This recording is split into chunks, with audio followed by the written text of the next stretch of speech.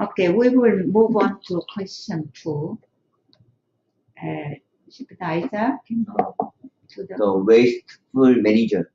What did the rich man do for his possession? Verse 1.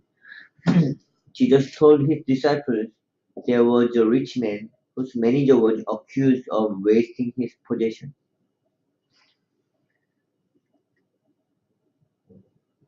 What did the rich man do? Okay, I mean, he put the manager to manage his money.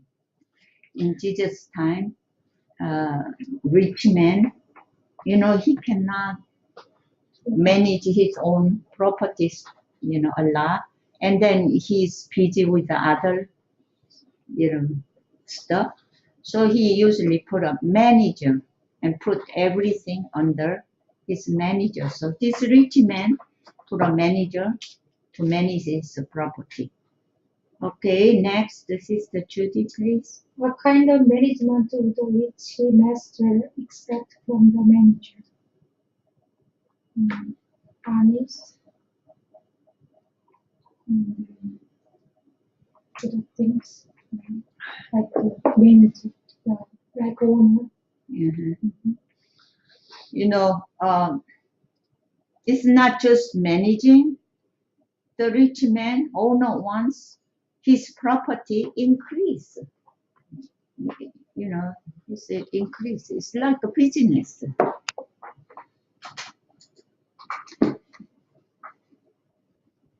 My daughter is a senior administrator. It's manager, and his company wants her to make money, produce money, not just maintaining profit. Okay, next question. Karen? What was the management style of this manager? Wasteful. This manager was wasteful. He was losing money. He was not putting serious effort into it. So it doesn't mean he's like stealing things. No, I don't think he's not stealing, but the management was bad. Management was bad. So he was a bad manager.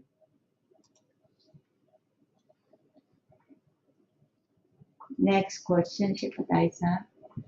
What did the master decide to do with his manager?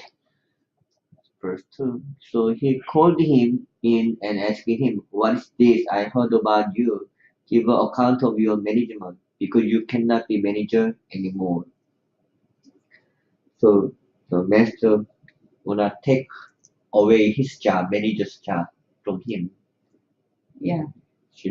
Manager lose job. Master decided, you are fired. The famous word, you are fired.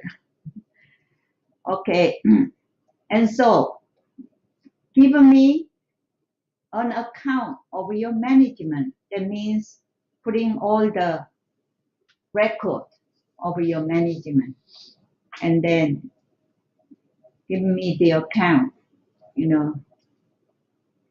how much he started, how he was managing, and what's the latest account, like that.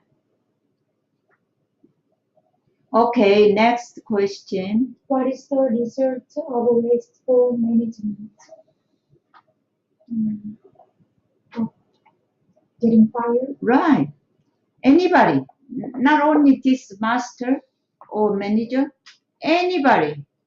If the management is wasteful and losing money, then owner will fire that person. Okay, next question. Karen? What did the manager see as reality? The manager said to himself, "What shall I do now? My master is taking away my job. I'm not strong enough to dig, and I'm ashamed to beg."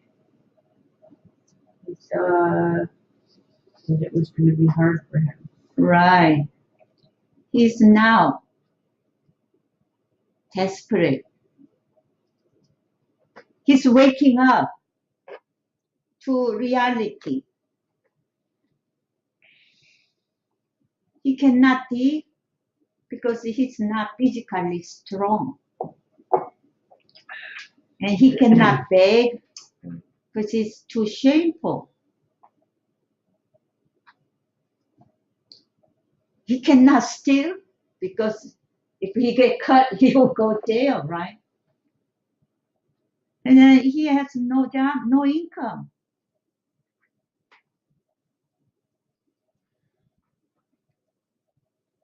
And then soon, all will be gone. All will be gone. That is the coming reality. You know, when he was managing carelessly, he didn't think it would come. But eventually, it came.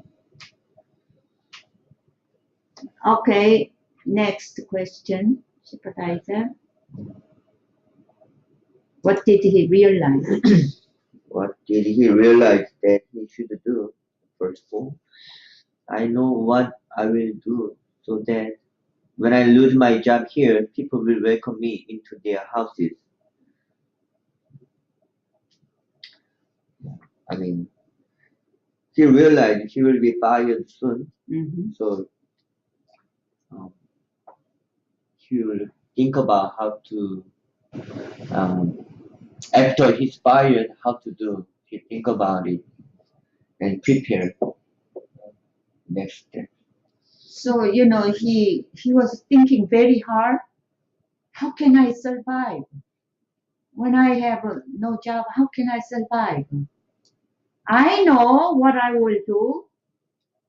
I need to make a friend while it is in my hand. What's in his hand at that time? Account. Right, he still has account book. And then how long he's going to have the account book? Not long, because the owner asked the account book, and so he may have account book one day or half a day or a few hours. But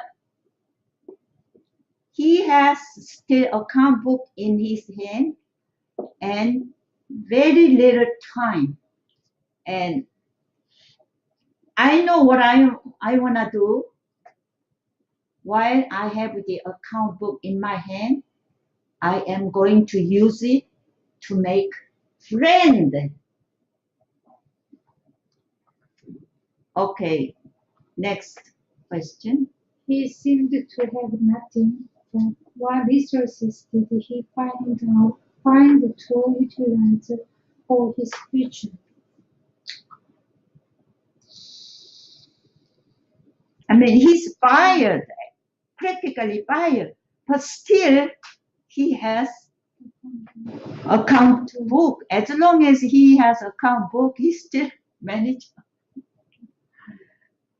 So he found little time and last minute manager position and still effective and secrecy. He has to carry on secretly because word goes out. It cannot carry on this plan.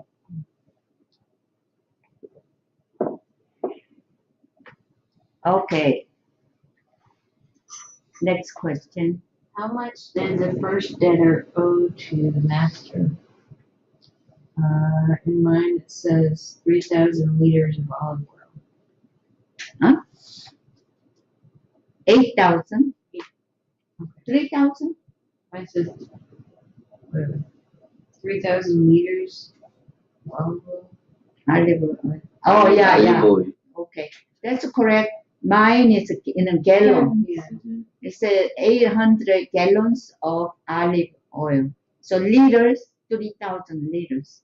So how much oil is that? You know, some commentary book says 146 olive trees can produce that much oil. So a lot. And then next question, Karen, can you finish that line? How much did he discount the debt? So he called in each one of his master's debtors. He asked the first, how much do you owe my master? 3,000 liters of olive oil, he replied. The manager told him, take your bill, sit down quickly, make it 1,500. So you cut it in half. Cut it in half. Wow. And then jeopardize him next. How much did the next debtor owe to the master? Next. Then verse 7. Then he asked the second, and how much do you own? And 1,000 bushels of wheat, he replied. And so 1,000 bushels of wheat. That much owned. And how much did he discount the debt?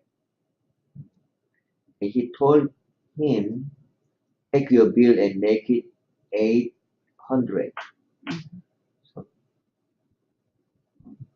200 bushels of Bushels. wheat Yeah. discount. Quickly, sit down, take your bill, and rewrite it. Okay, so he cut to 800 push-ups.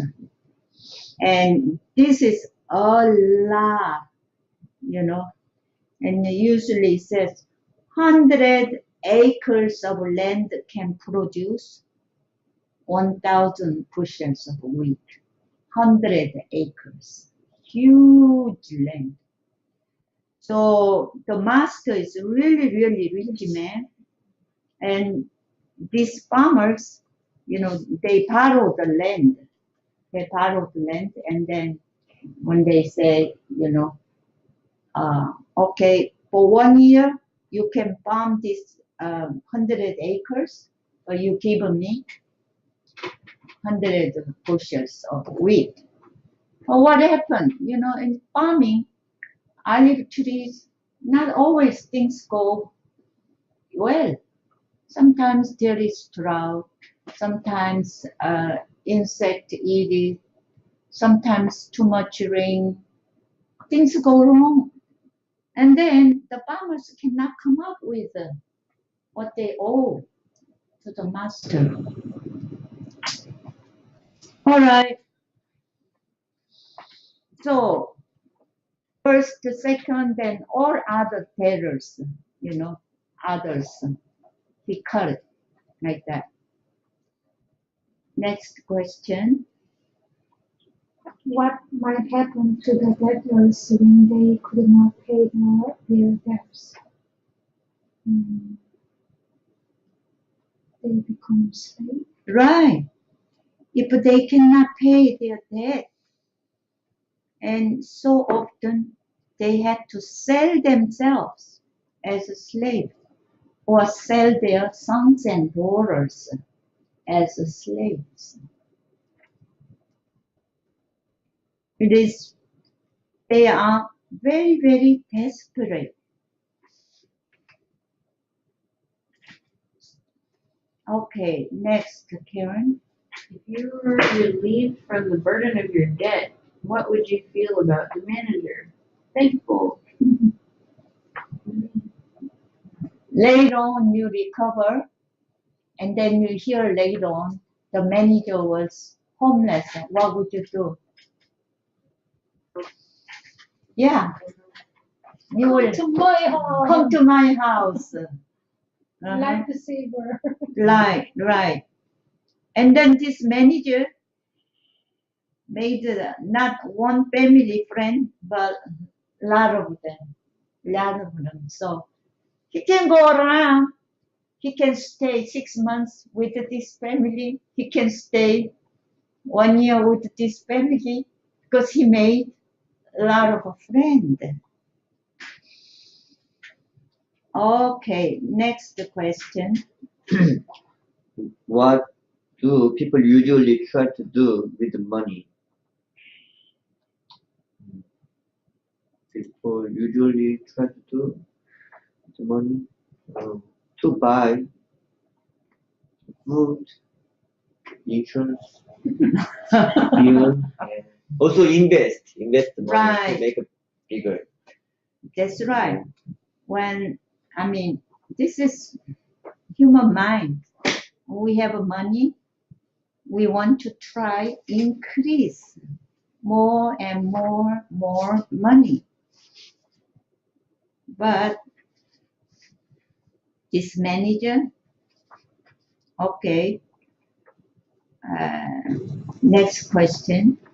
What lesson does Jesus give us through this shrewd manager?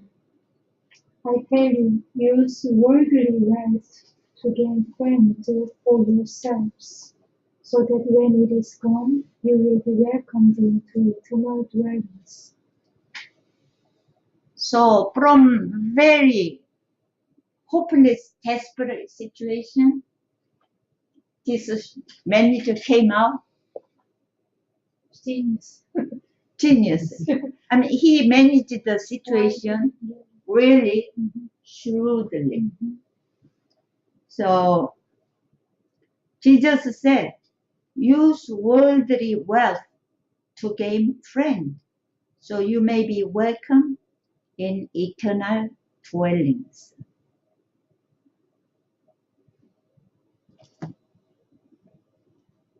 So what did the manager learn about worldly wealth? He was managing. The money, worldly, the wealth can go, like second. Right. Or something. Yeah. You can have it, but it can go. Probably he was managing huge amount of money, property, but it was not his. It was in his hand, in his management, but it was not his. And so it was temporarily in his hand, and then it will be gone. So while it is in your hand, use it to make a friend. Like worldly wealth is just like managing someone else's money, worldly wealth.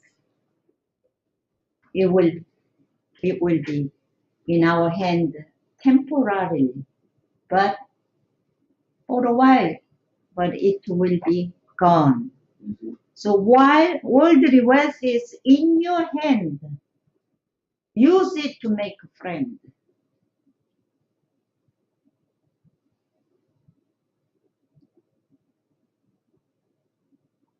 So worldly wealth is, we tend to make it 10,000 to 100,000, 100,000 to million to billion, like we trying to increase. That's our human mind. But Jesus said, use it to make a friend. When you help with desperate people, and then that person will help you later on. So how is it? We help desperate people in this world. How that ended up, we make, friend for eternal dwelling. So they will lead us to be welcomed into eternal dwelling. Suppose somebody was really almost about to bankrupt, and then you help that person, and that person restore, and how that will lead us to eternal dwelling.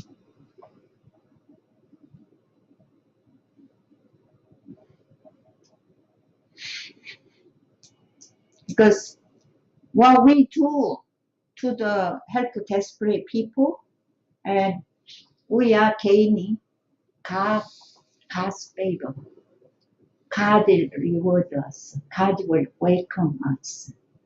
We build up our credit with God. And also I wanted the missionary, some Crete, they just they riding the boat and they go to some place very poor area. The doctors and nurses, they have some mission group. They help the they did some surgery and they help the people. And then those kind of people were like abandoned in the city. So when they get healed, they were like a soul saving, not only physical, because outwardly they were some kind of some damaged Cleft lips or lives, cleft. and then I felt like they were crying, and then their souls and their even physical and mind all kind of recovered. So it's like they were really, and they directly they accept Jesus in this spot. Yeah. No kind of some kind of things. Because they were so thankful. Yeah. So Jesus said, use your worldly wealth to gain friend. Instead of, trying to build up. Okay, we go to question 4. The basic truth about management. Who is the rich master?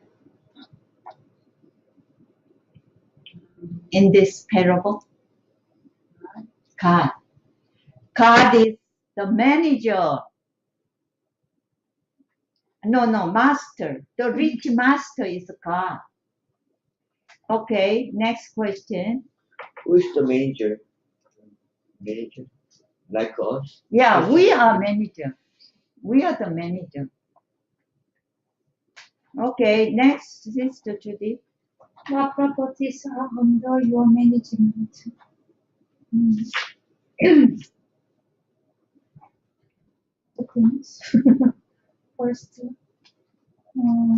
our health. Right. Our health, and then our the very close people, families and friends, and even also our talent. I think. Gift from God. Gift from God. Also, it's like little money also. Money, yeah. Our property or possessions. Our Like, and time. Time is also under our management. Our life. God has given us these things to manage.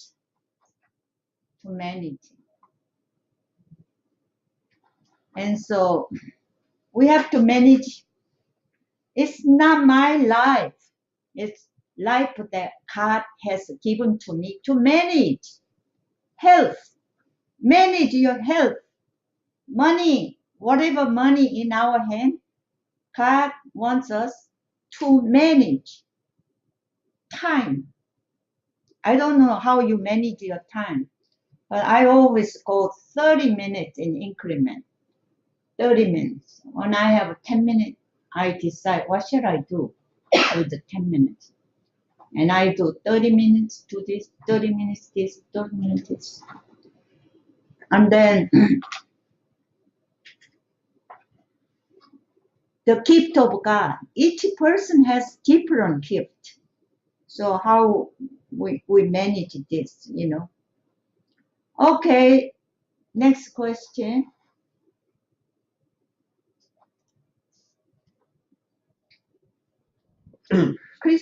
Karen. How have you been managing them?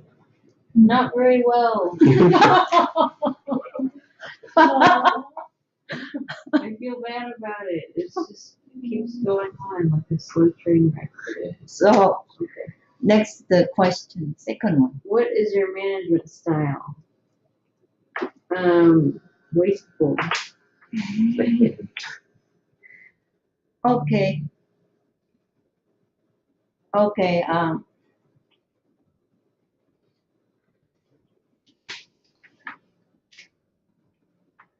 Are you managing well, or are you wasting the property that you are managing? Carefully, you know. Okay, next question. What does Jesus say about the management of the people of the light? Verse 8. The master commanded the dishonest manager because he had acted shrewdly, for the people of this world are more shrewd in dealing with their own kind than are the people of the light. So, what does Jesus say?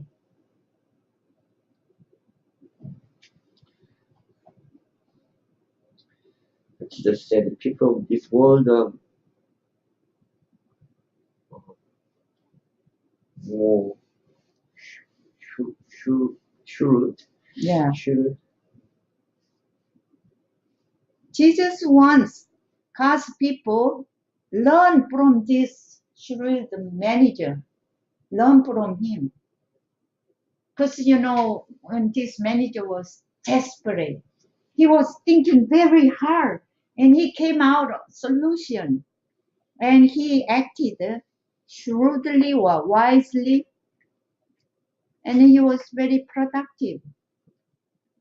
And Jesus wants God's people learn from this manager, because God's people are, how can I say, pointless. Pointless. This manager realized his situation, and whatever he had a little in his hand, he did his best to provide for his future. God's people, for eternal future, needs to be serious, more serious, for more effort, seriously, for my eternal, because this world is temporary. We're gonna kick out of this world. We're gonna quit managing. Then we need to prepare our eternal dwelling. So we need to be really serious about it. For God's people are not like this shrewd manager. God's people is like a wasteful manager. Don't do anything, just wasting life, wasting talent, wasting health, wasting it.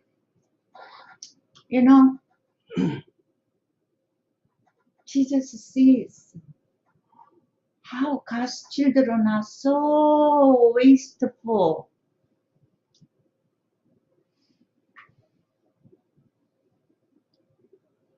In Jesus' eyes, there are so much resources we can utilize and prepare our future dwellings.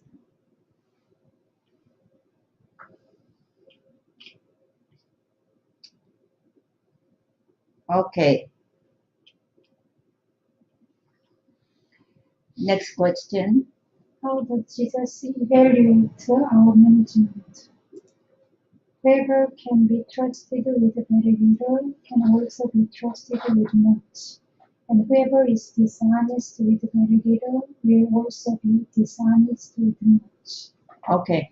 So when Jesus sees management, fundamental basics of management is verse 10. very little thing. Jesus sees how we manage very little thing. How we manage little thing. How do you manage 30 minutes? How do you manage $1? What's the very little thing? So Jesus sees how we manage very little thing, and then we manage with honesty or dishonesty. That's what Jesus sees. Because when we manage very little thing with honesty, I can trust you and I can give you more.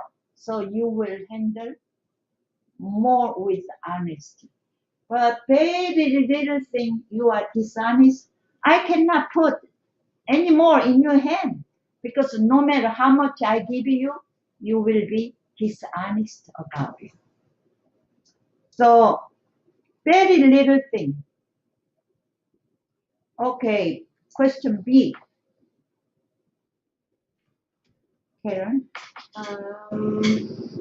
So if you have not been trustworthy in handling worldly wealth, who will trust you with true riches?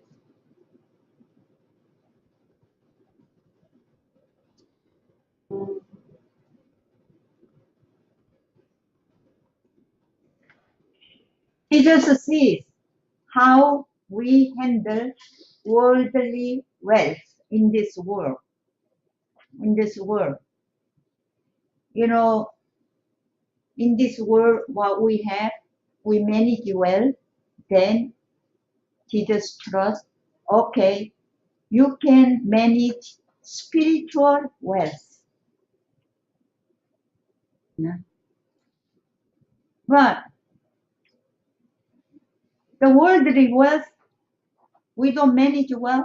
And how can Jesus put spiritual wealth in our hand?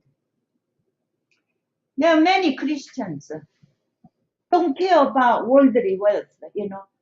This is worldly things. This is worldly things. I don't care. And then I will be happy in heaven. That's not the case. Jesus said, we need to manage wisely with our worldly wealth. Then Jesus can put spiritual wealth in our hand.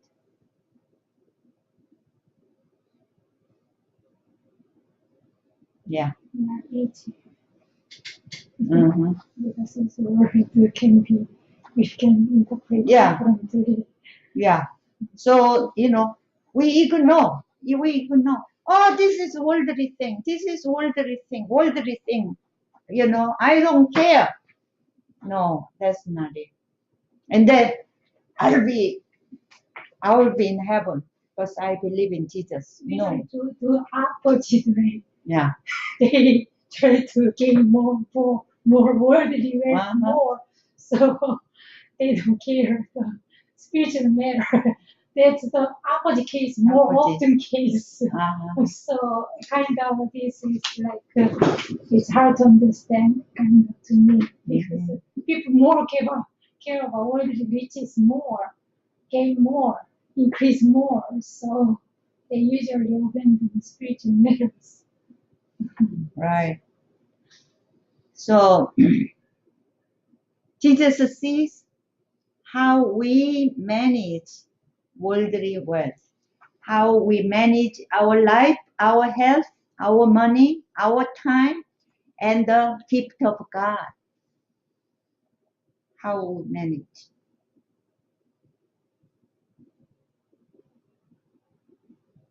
And then, we're messing up with our worldly health, wealth.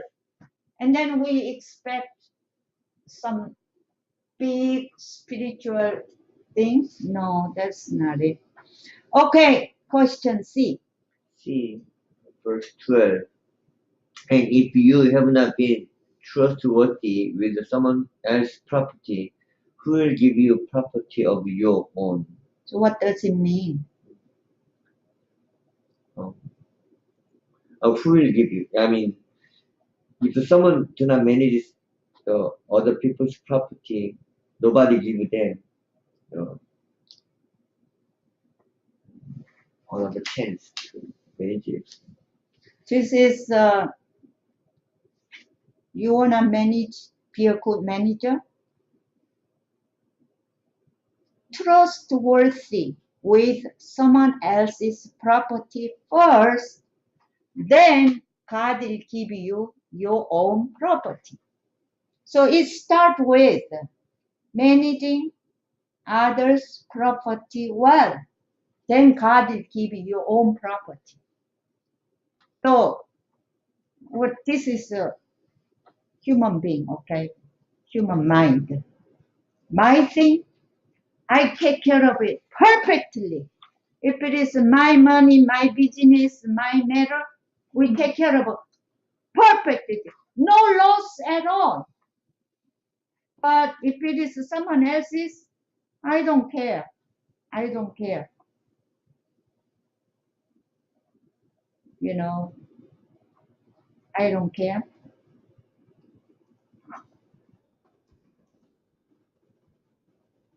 It is someone else's.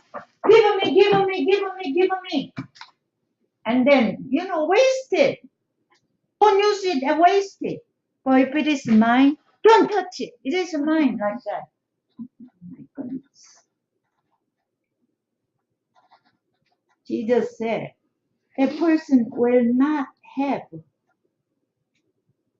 his or her own property. Because start with, good management start with someone else's, trustworthy with someone else's. Others one, very faithfully managed, then that's the basis, that's a foundation. And Jesus will give. Oh, you are doing very well. So Jesus will give their own.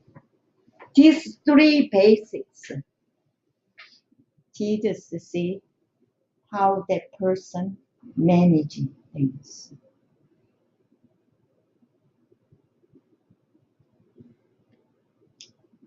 Okay, next question. When will more properties be added to us to manage?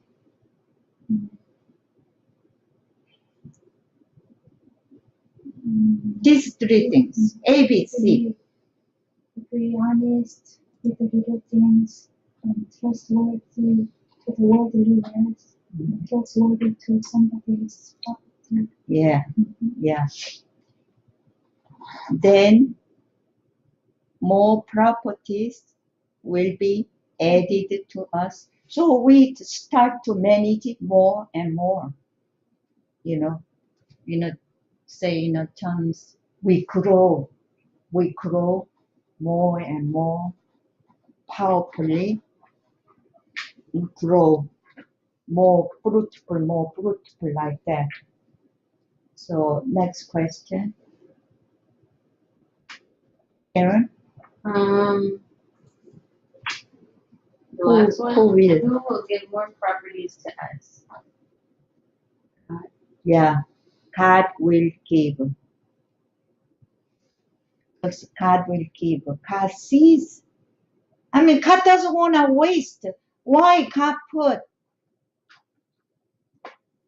his property in the hand of those selfish and dishonest and wasteful person's hand? No, I will not. So that person cannot grow, But God will put more and more blessings, more and more works in the hand of who manages well.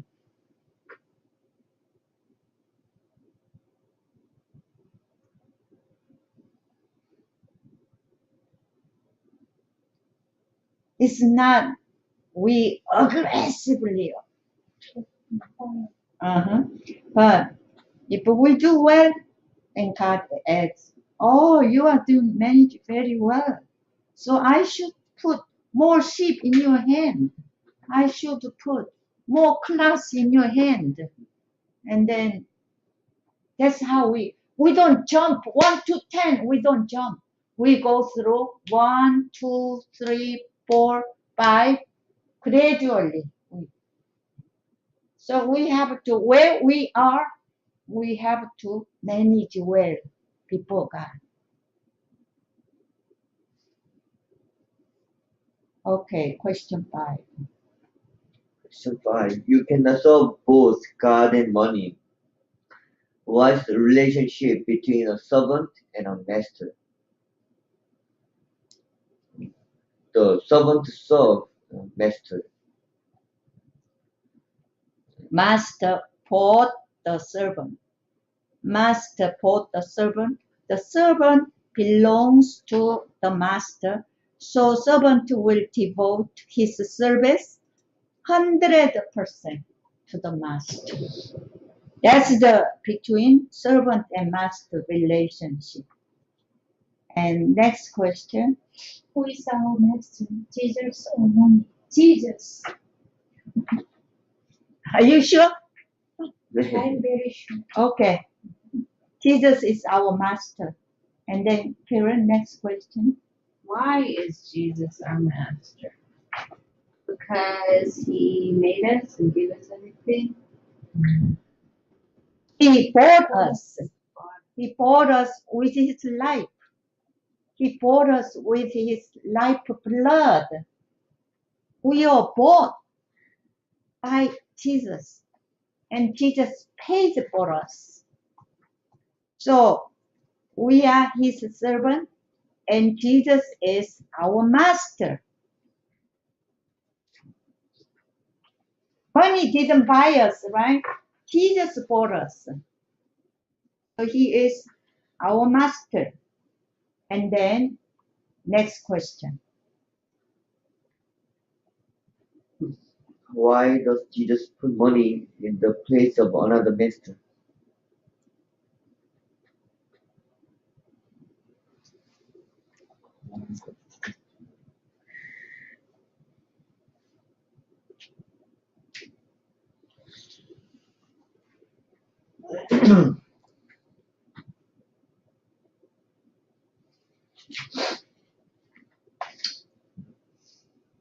Another manager, Master. master, another. Jesus said, you cannot serve both God and money. Because many So- people serve money. So, you cannot serve both God and money. You cannot combine. Because you will serve either God or either money.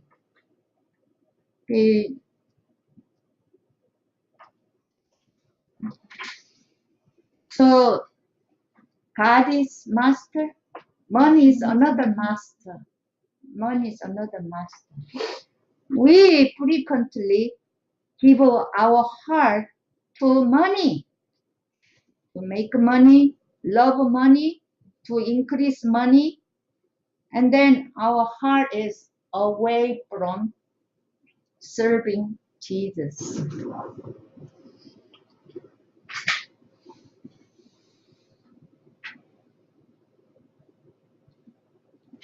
I mean, deep down, their money, I mean, devil is in there, but Jesus put another master because we frequently go after to serve money.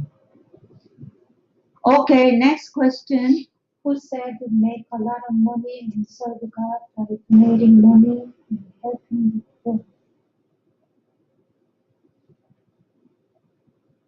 Somebody said that, and it's a very popular idea among Christians. You say, make a lot of money and serve God by donating the money to build the church, helping the poor, like that. Who said that? Jesus didn't say that. Jesus said, you cannot serve both God and money. But some money-loving Christians made this one. Jesus didn't say this. Don't be deceived. This is a deception. Don't be deceived. No, there is no such a thing. You go after money, you're gone. There is no come back to donating money, help the poor. No, you're gone. This is man-made deception. Jesus never said that. Jesus said, you cannot serve both. Okay, next question. How can a wasteful manager be changed to a shrewd manager? The fear of the Lord. So everybody can be changed, all right? We can be a shrewd manager because, okay, how?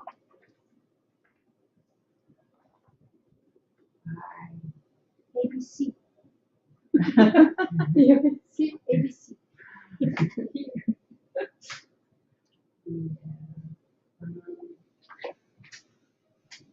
Being trustworthy with very little. Mm-hmm.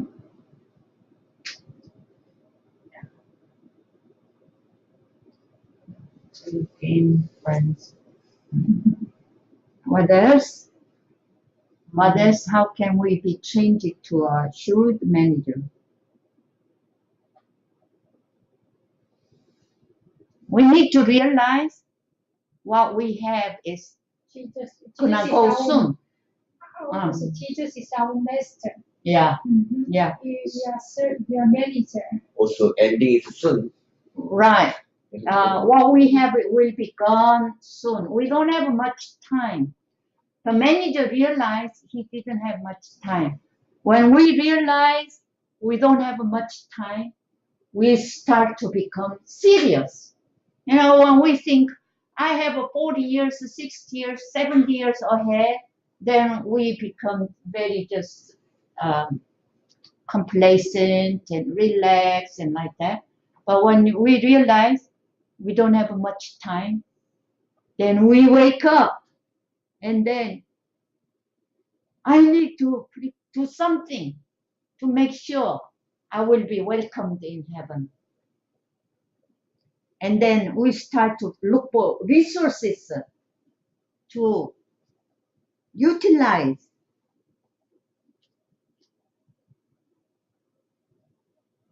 And so, you know, this parable, Jesus mentioned about how we manage the fundamentals of management and plus loyalty. Loyalty. So not just the management, but loyalty to Jesus. Both. Basics of management on loyalty for Jesus. These two Jesus mentioned. So purpose of this Bible study is that we become a shrewd manager of our life. So Jesus is still talking to Pharisees, who love money love more than Jesus. Let's go to the disciples, I think. Yeah, verse 1, Jesus told the disciples, but Pharisees also heard. I mean, amazing truth in this parable. Everybody can be a shrewd manager.